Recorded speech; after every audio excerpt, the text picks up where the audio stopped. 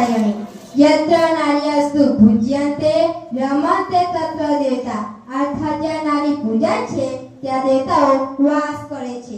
સમાજના ઉત્થાન માટે એક અગત્યના મુદ્દા વિશે આજે વાત કરીશું, જેમાં આજે આપણે નારી શક્તિની વાત કરીશું। આપણા ઇતિહાસમાં એવા ઘણા નારી પાત્રો જોવા મળે છે જેમણે રાજમહેલો જેવા સુખો છોડી વિકટ માર્ગ અપનાવ્યો છે।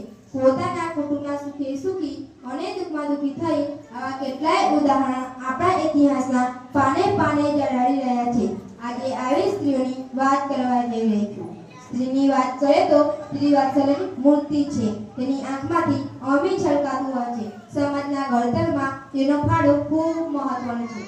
બાળકમાં સંસ્કાર સિંચન કરે છે। દીકરો સંસ્કારી હોય તો એક ગુણે તારે, પરંતુ સંસ્કારી દીકરી તો બે ગુણે તારે। નારી ત્યાગ અને બલિદાનનું મહાકાવ્ય છે। તે કુટુંબની સુશાંતિ માટે સહનશીલતાની મૂળત સમાન છે। સહન કરવું છે પ્રાણો એવી જ સમયથી તે જગતના ઝેર પી જાણે। કુદરતે સ્ત્રીને સૌંદર્ય અને મમતાની મૂળત બનાવીને માનવજાત પર અનેક ઉપકારો કરાયા છે।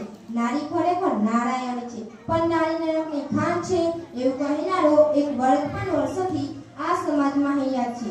ઘૂંટો તાતી નારીનું સ્થાન રસોડામાં અને ઘરની ચાર દિવાલો વચ્ચે હતું, જે આજે પણ ઘણા પછાત વિસ્તારોમાં આ પરિસ્થિતિ જોવા મળે છે। ગાંધીજીએ સ્ત્રી શિક્ષણને મહત્વ આપ્યું હતું। સ્ત્રીઓને આઝાદી લડતરમાં પણ સામેલ કરી હતી। તેમણે કન્યા કેળવણીનો ખૂબ જોરશોરથી પ્રચાર કર્યો હતો અને તેના ફળ સ્વરૂપે આજે બસ કંડક્ટરથી માંડીને અવકાશમાં સ્ત્રી પોતાનું સ્થાન બનાવી ચૂકી છે। પરંતુ કેટલીક સ્ત્રીઓ પશ્ચિમી સંસ્કૃતિના રંગે રંગાય છે, પોતાના અધિકારો મેળવવા ગમે તે હરી જવા તૈયાર થઈ છે। વડીલોની પ્રત્યેક વિવેક, વડીલ પ્રત્યેકની સભ્યતા અને મર્યાદા જાળવી રાખે એ દરેક સ્ત્રી પુરુષની ફરજ છે।